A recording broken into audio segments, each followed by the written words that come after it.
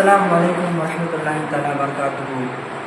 குர்ஆன் கூறும் குர்பானி குறித்த செய்தியினுடைய வரிசையில் 4வது செய்தியாக குர்பானி கொடுக்க சொல்கின்ற இறைவன் அதன் தாற்பயத்தையும் அல்லாஹ் தஆலா குர்ஆனில் விளக்குகின்றான்.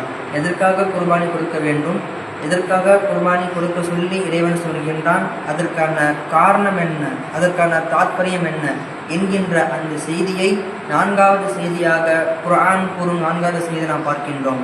குர்ஆனிலே அல்லாஹ் தஆலா பேசுகின்றான், லை யனலல்லாஹு லுஹூமுஹா வலா திமாஹா வலாக்கின் யனலுஹு தக்வா மின்கும்.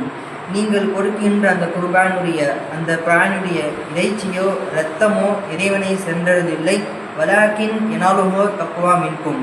உங்களுடைய தக்குவாவும் உங்களுடைய இறையச்சமும் உங்களுடைய அர்ப்பணிப்பும் உள தூய்மையும் தான் இறைவனிடத்திலே சென்றடைகின்றது.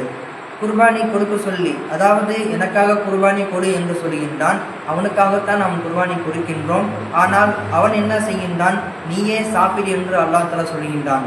இந்த செய்தி, இந்த விஷயத்தை நாம் பழங்கால விஷயத்தோடு ஒப்பிட்டு பார்க்கின்ற பொழுது, பழங்காலத்து விஷயத்துடைய, அதாவது அரசர்கள் என்ன செய்வார்கள், அரசர்கள் அவர்களுக்கு யாராவது அன்பளிப்பு கொடுக்க சென்றால், அன்பளிப்பு கொடுப்பதாக இருந்தால் அவருடைய சக்தியை மீறி ஒரு பொருளை வாங்கி கொண்டு வந்து அதை அரசனிடம் அர்ப்பணிக்கின்ற பொழுது, சமர்ப்பிக்கின்ற பொழுது அந்த அரசர் அந்த பொருளை தொட்டுவிட்டு நீ எடுத்துக்கொள் என்று சொல்வான். அப்படியானால் இந்த செய்தி தான், அதாவது அரசனிடம் பற்றாக்குறை கிடையாது, அவனிடத்திலே ஹசானா மொத்தம் குவிந்து கிடக்கின்றது.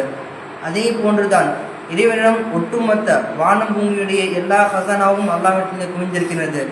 பிறகு அப்படி இருந்தும் கூட அல்லாஹ் தஆலா ஏன் குர்பானி கொடுக்க சொல்லுகின்றான்? குர்பானியினுடைய நோக்கமே இரத்தமோ இறைச்சியோ அல்ல, நம்மிடத்தில் இருந்து வெளிப்படுகின்ற ஏற்படுகின்ற அந்த அர்ப்பணிப்பும் அந்த உழைத்தூய்மையும் தான் அல்லாஹ் தஆலா எதிர்பார்க்கின்றான்.